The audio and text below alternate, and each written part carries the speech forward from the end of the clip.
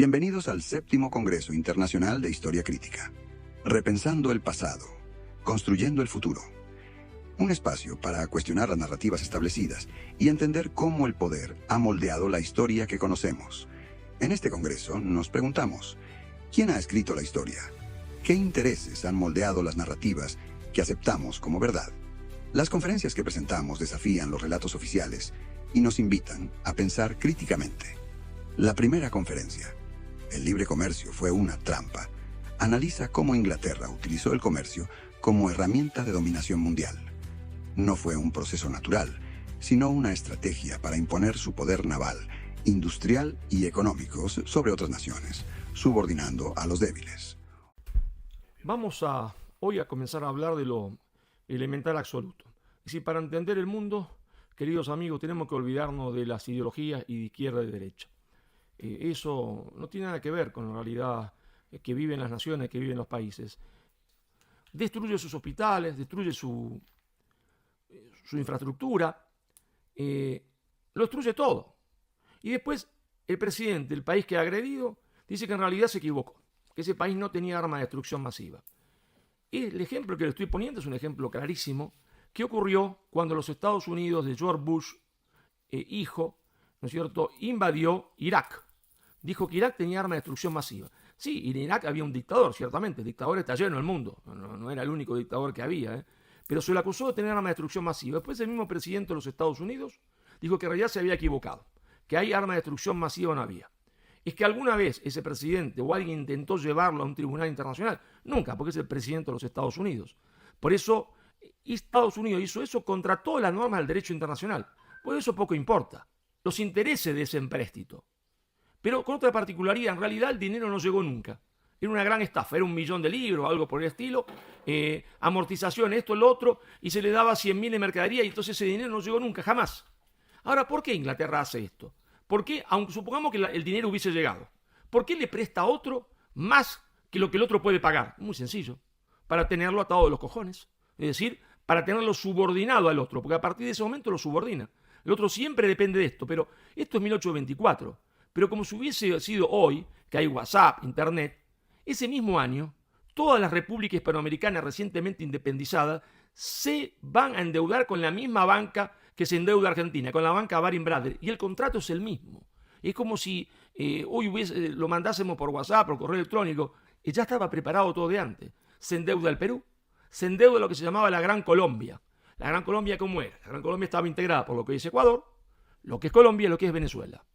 ¿Saben cuándo terminó de pagar ese empréstito? No la Gran Colombia, porque la Gran Colombia se va a separar, se va a dividir. Venezuela, Colombia y Ecuador, y cada uno le toca una parte de la deuda.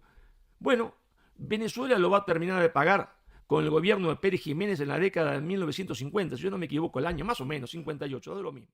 Otra ponencia. La guerra civil no fue por la esclavitud. Cuestiona el relato convencional de la guerra civil estadounidense. Se explora cómo los manuales de historia han simplificado esta narrativa, ocultando los conflictos económicos y de poder entre el norte industrial y el sur agrícola. ¿Se acuerdan, amigos, que les prometí que íbamos a tratar el tema de cuál fue el primer país del mundo que se insubordinó contra los ingleses, contra el imperialismo británico? No se hagan ilusiones, no fue ningún país comunista, ni la Unión Soviética, ni nada de esas pelotudeces que dicen los marxistas. Nada que ver. La guerra ya se empieza a ver si Inglaterra va o no reconocer la independencia de las 13 colonias. Y ellos van a reconocer la independencia en lo que se llamó el Tratado de París. Se hace en París esto. Entonces, ¿qué había pasado durante la guerra? Durante la guerra se había producido un proceso de industrialización. Los yanquis no producían nada, pero como entraron en guerra, o peleaban descalzo, o fabricaban botas, o peleaban, se entiende, desnudo, o hacían uniformes, o peleaban con arco y flecha, o hacían armas de fuego y pólvora y todo lo que fuera necesario. Entonces el país se había semi-industrializado, no industrializado, semi-industrializado. Washington es presidente de los Estados Unidos, aunque no quería hacerlo. La industria como un bebé necesita mucha protección. Cuando es bebé, cuando es niño, protección, y a medida que va creciendo, se va quitando la protección y cuando llega a una determinada adultez, cero protección. ¿Por qué? Porque si no la protección se vuelve contraproducente. ¿Cómo le pasa a uno en la familia cuando tiene un hijo? Lo cuido cuando es bebé. Ahora, cuando ya el muchacho ya está grandecito, tiene que ganarse la vida, estudiarse lo que, mira, ya está, ya te mantuve. Y entonces, en ese momento, ¿qué está haciendo la dupla Washington-Hamilton? Están rechazando el libre comercio. Van a poner una barrera proteccionista. Están rechazando la ideología de subordinación que los ingleses exportan al mundo. Es decir, están realizando una insubordinación ideológica. También se aborda el imperialismo cultural que destruyó la unidad hispanoamericana.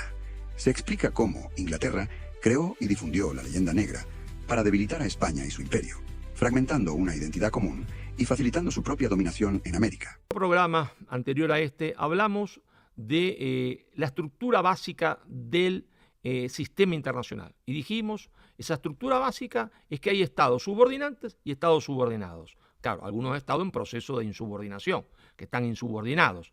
¿Y por qué hay estados subordinantes y subordinados? Bueno, no busquemos más vueltas porque algunos estados tienen más poder que otros. Que Hans Morgenthau llamaba imperialismo cultural, que Brezhnev-Brzezinski llamaba colonización cultural o que Joseph Nye llama poder blando. Bueno, la primera potencia del mundo en ejercitar una política sistemática de subordinación ideológica cultural fue Inglaterra. Fue Inglaterra sobre las repúblicas hispanoamericanas recientemente independizadas y sobre la propia España también. Sobre la propia España también, pero sobre la propia España lo vamos a ver en otro programa. Ahora vamos a ver cómo Inglaterra ejerció esa subordinación ideológica cultural sobre las repúblicas hispanoamericanas. ¿Se acuerdan ustedes? Dijimos, ¿no es cierto?, la subordinación ideológica cultural consiste en que el otro crea una serie de ideas, que las crea propias o que las crea universales para que haga lo que yo quiero que haga sin necesidad de lo que se lo diga. Aquello que dijimos, ¿no es cierto?, de Hans Morgenthau. Sí, ¿por qué Inglaterra exportaría el odio a España? Bueno, porque fue el odio a España que Inglaterra le exporta a algunos hispanoamericanos, lo que consiguió sobre todo en la América del Sur, en los países caribeños o del norte de la América del Sur, que esas élites buscaran la independencia. Es decir, el odio a España. ¿Y cómo se fomentaba el odio a España? Bueno, fomentando lo que hemos dado en llamar la leyenda negra. Finalmente, el poder no es igual para todos. Expone la teoría del umbral de poder, la cantidad mínima de poder que un Estado necesita para no ser subordinado. Países como Estados Unidos tienen un umbral altísimo, mientras que muchas naciones latinoamericanas no lo alcanzan. Como les conté desde el primer programa, íbamos a mezclar un poquito historia, geopolítica, política internacional.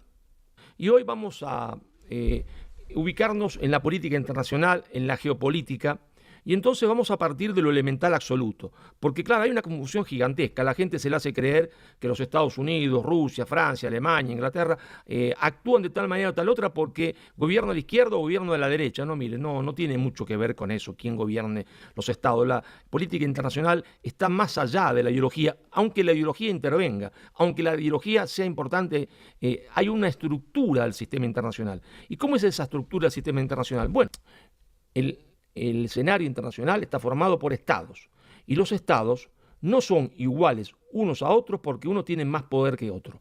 En el derecho internacional los estados son iguales, son jurídicamente iguales. Pero ¿qué pasa? El derecho internacional es una telaraña que atrapa a la mosca más débil y deja pasar a la mosca más fuerte. Y esto no es que sea ahora así, fue siempre así. Y será siempre así. Mire, usted es un pesimista. Mire, escuchen, yo soy un realista. Ahí estaba el registro más antiguo de la escritura del hombre, las famosas tablillas de Babilonia, tablillas de barro, que era la primera vez que se tenía conciencia de que el hombre había escrito. Bueno, desaparecieron. No es que fueron a parar a un museo de Estados Unidos, no es que hicieron como los británicos, los ingleses, que fueron a Egipto y se robaron hasta las piedras, todas las pirámides. No, no se sabe dónde está. Estará quizás en manos de un coleccionista privado. Se lo robaron. Mucho peor que lo que hicieron los ingleses. A Saddam Hussein lo colgaron. Hussein sería un dictador, me parece perfecto que usted lo denomine un dictador, pero lo colgaron porque dijeron que tenía arma de destrucción masiva que no tenía. Ahora, esto no es una acusación a los Estados Unidos. Todos los estados han hecho esto a través de la historia. Y no pasa nada. ¿Por qué? Porque hay un estado que tiene más poder que otro. El poder no se ejerce solo con ejércitos, sino también con ideas y narrativas. Las guerras del siglo XXI se libran en la mente de las personas, a través de la desinformación, la propaganda y la manipulación de la historia. El objetivo final es desarrollar un pensamiento crítico. No se trata de tener la verdad, sino de cuestionar las narrativas establecidas para entender el mundo de manera más compleja. Te invitamos a ser parte de este diálogo. Las inscripciones para el 7º Congreso Internacional de Historia Crítica ya están abiertas.